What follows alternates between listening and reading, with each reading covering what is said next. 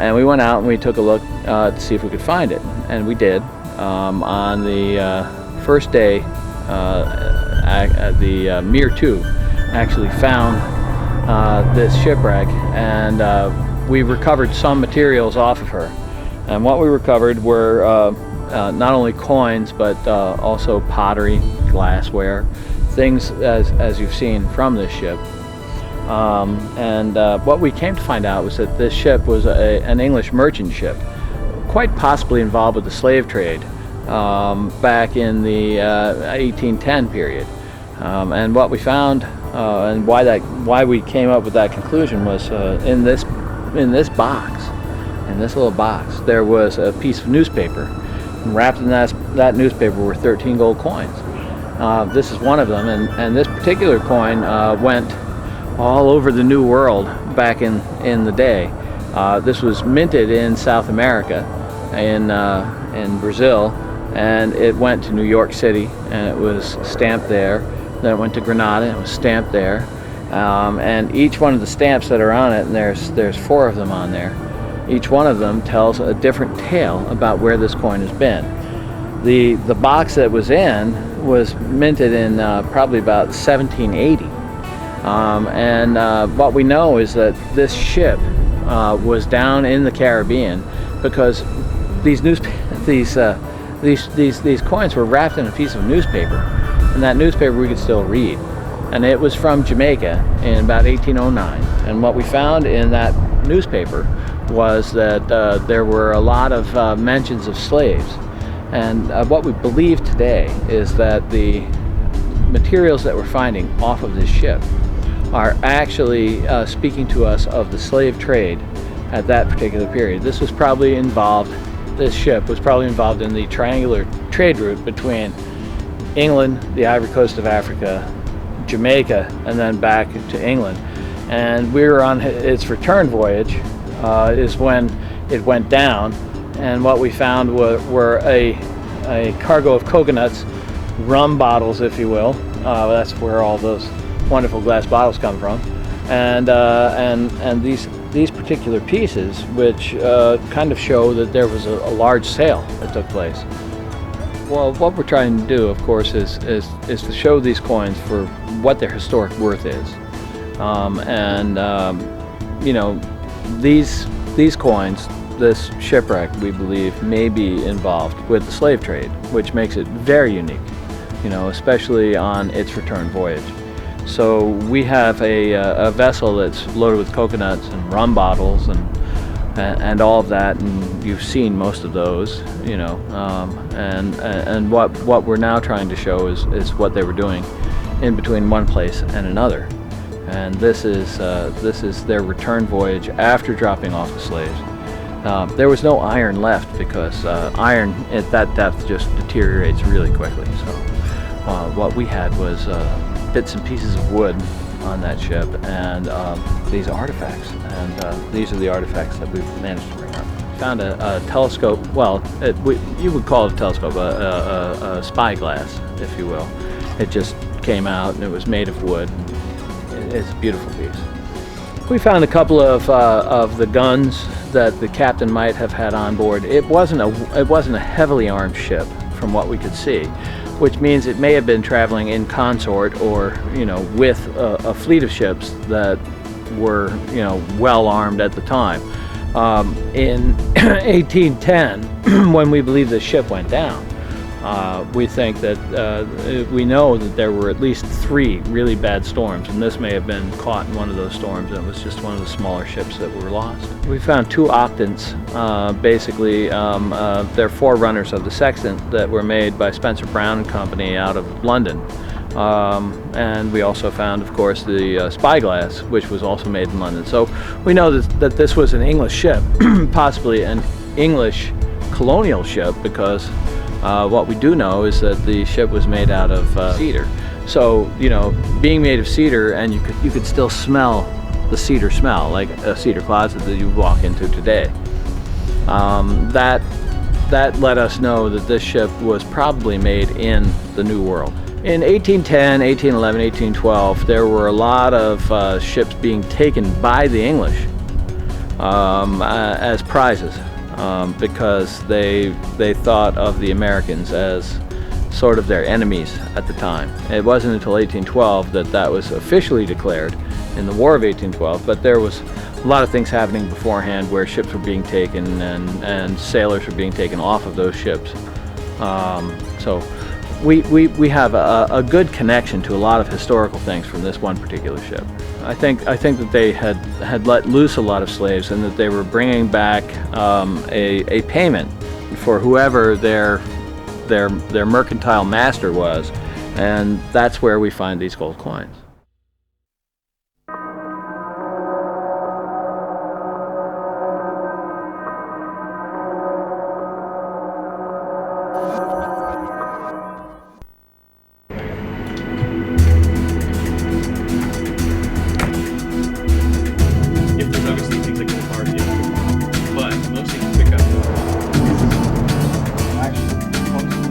The deep oceans are no longer beyond human reach. A new breed of high-tech adventurers are prepared to risk their lives diving to depths of many miles. For there's treasure to be found down there, gold and silver from historic shipwrecks, and almost no international regulations to say who it belongs to. Как крыло, нормально? Пуском немножко. Крыло нормально стоит или нет?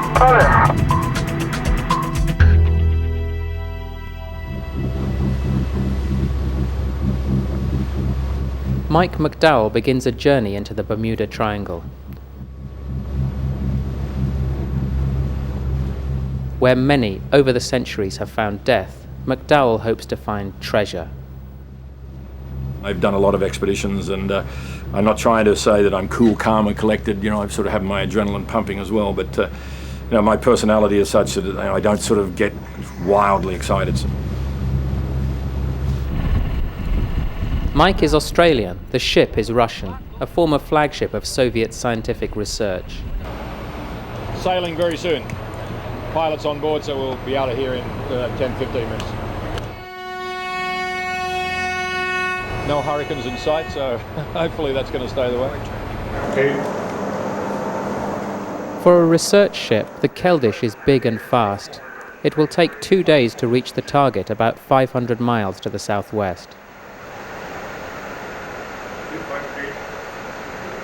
Look here at the beautiful houses along here. Boy, they've got a good view, haven't they? They're lucky guys.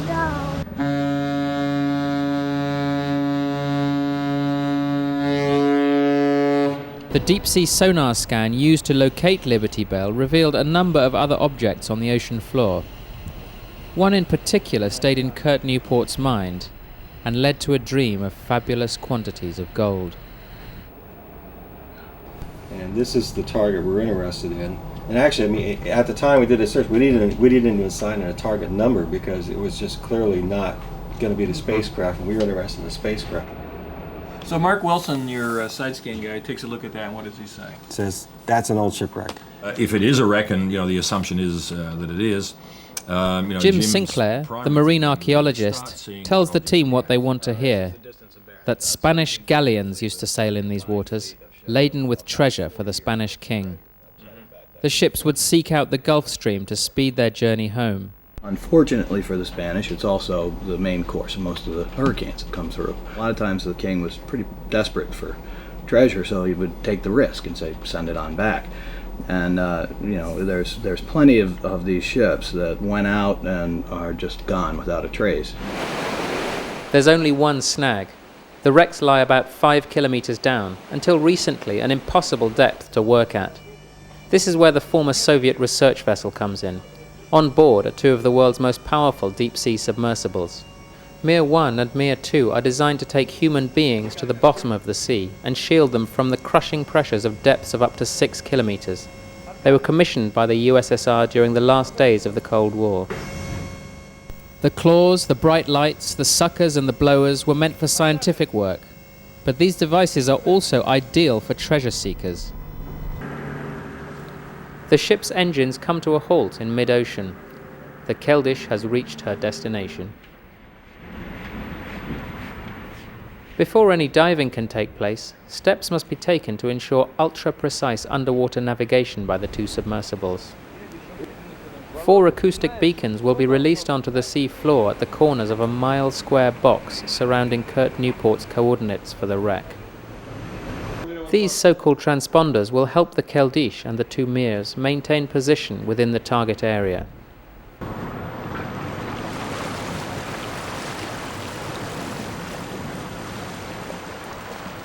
The biggest threat in these waters? Hurricanes. For this reason, one of the most important members of the team is the meteorologist.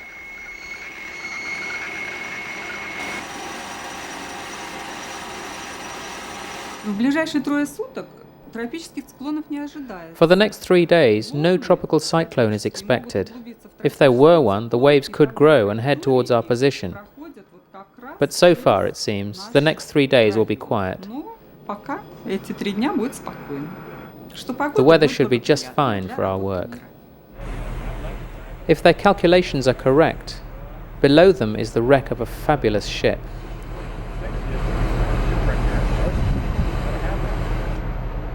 They will soon know. The dives will begin the next morning.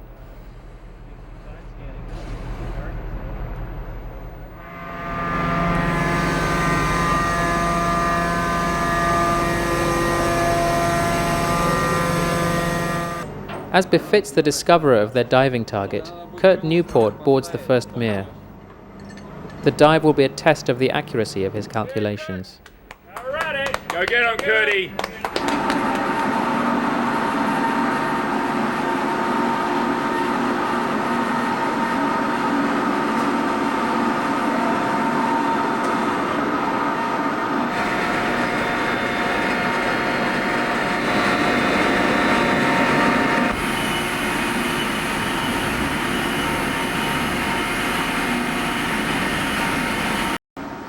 The launch of the Mirs is spectacular, a beautifully choreographed team performance by the well-rehearsed Russian experts. Thankfully, today the sea is calm, but it's still thrilling to watch these cowboys of the sea.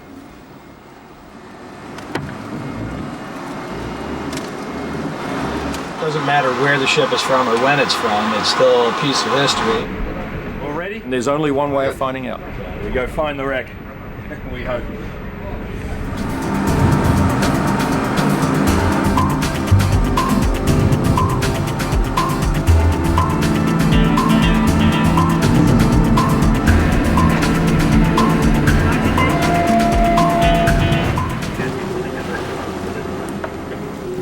The descent begins. The submersibles will take 3 hours just to reach the bottom. The first Mir is about to land. Откачаемся и будем двигаться курсом 200. So say again, we just landed on the bottom? Yes, just landed on the bottom, and the depth is 4808. 4,808 meters.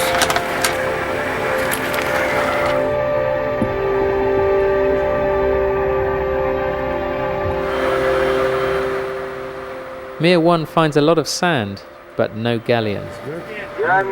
45 minutes later, the second sub, Mir 2, nears the bottom.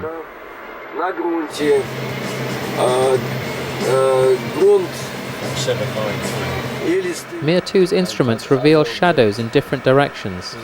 The Russian pilot presents the choices to Mike, north or south. Let's go north.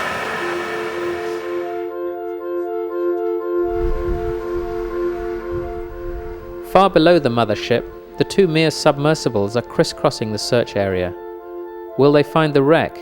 And if they do, which Mir will be the first to sight it?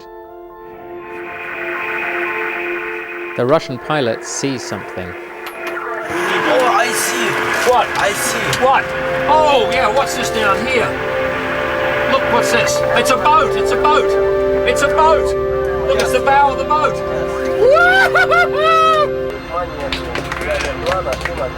They say they found some wooden wreck.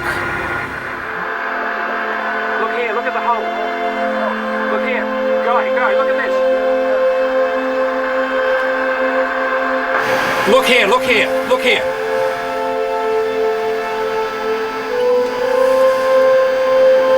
It's no galleon, I can tell you that. But it hasn't deteriorated enough. Hot pixels were down toward the stern. Now they're metal, aren't they? Монеты. Coins. Coins. Coins? Coins. Where? Yeah. Now this is iron ballast, is it? Metal ballast, or is it rock ballast? Almost looks like cannonballs. Many theories about these round things, until finally they accept the evidence of their own eyes. Looks like it's copra. It's coconut shells. Are they coconut shells? Yes. It's also think it's coconut. It's a copra bait. Well, that's not going to make us much No gold. No gold. This good laugh has cost Mike McDowell many thousands of dollars.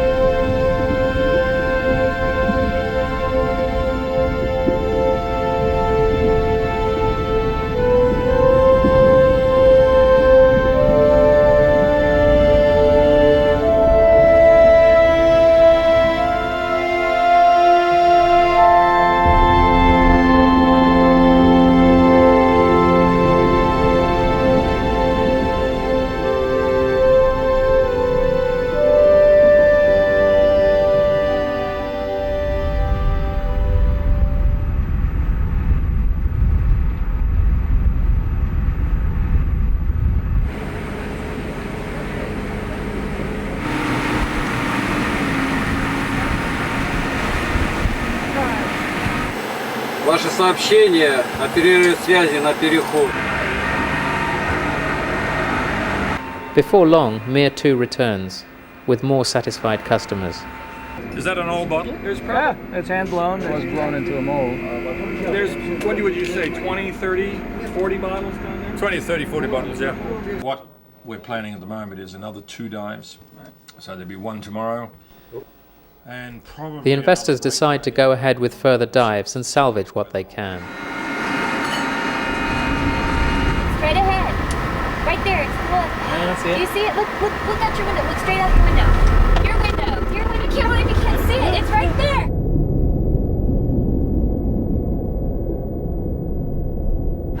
You're right over it. Ah, there I see it now. There it is. I see it too. Hooray! In the other Mir today is Mike McDowell. It's the second time that I've been down, but this time we really got into it and start to see. What's amazing about the thing is, the more you look at it, the more suddenly you see shapes and other things hidden in amongst what you think is just straight out debris. The sextant, there was just that little tiny bit sticking through the top there, and when we said it was a sextant. Yep. Then we thought, no, it's not a sextant, it looks too big and bulky, and then of course Jenya did a fabulous job of pulling it out. There's the sextant.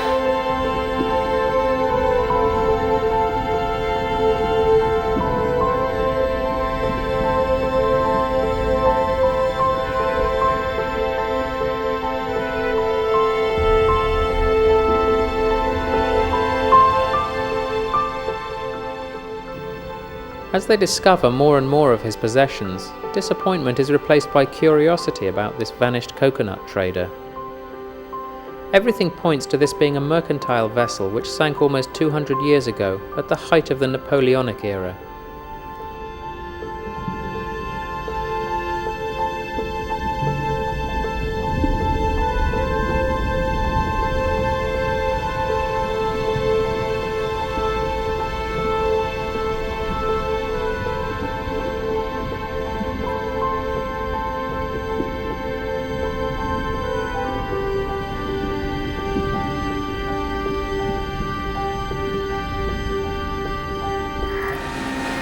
Towards midnight, Mike McDowell's Mere finally returns.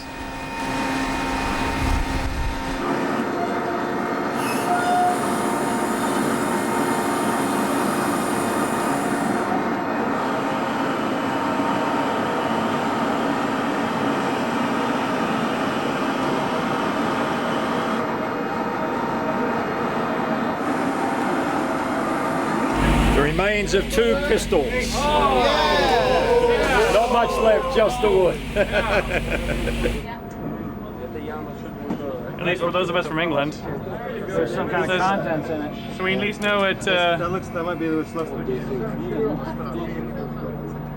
Something inside of it. It's wood, I think. It's wooded with brass on it, look. Oh, it's in excellent shape. Look at that. Some more coins. Yes. Coins. Big coins. What is it? Yes, and it's probably a bust of. No big ones. Look at that. It says Roxbury. Van Gogh.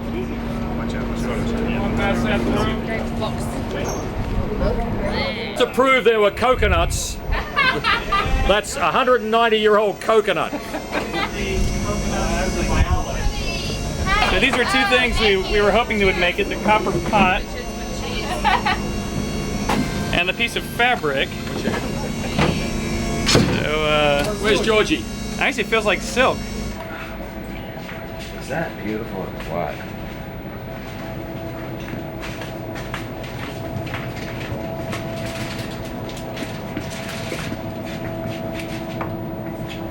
Reason I got the other one upstairs, The yeah? the handle's actually still. Thank you. Not Pacific. No, it's Roxbury. Had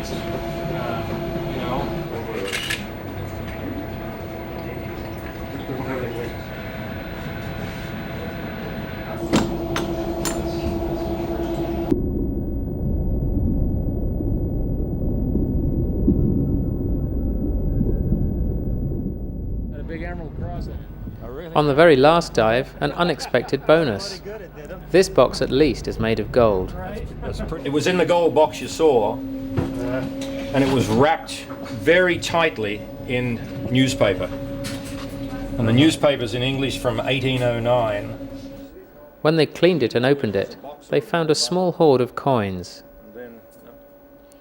The coins wedged inside the box, 13 of them, were made of gold. But 1776, 1750. So, treasure was found after all. Not much, but certainly enough to tempt others to try their luck at these great depths.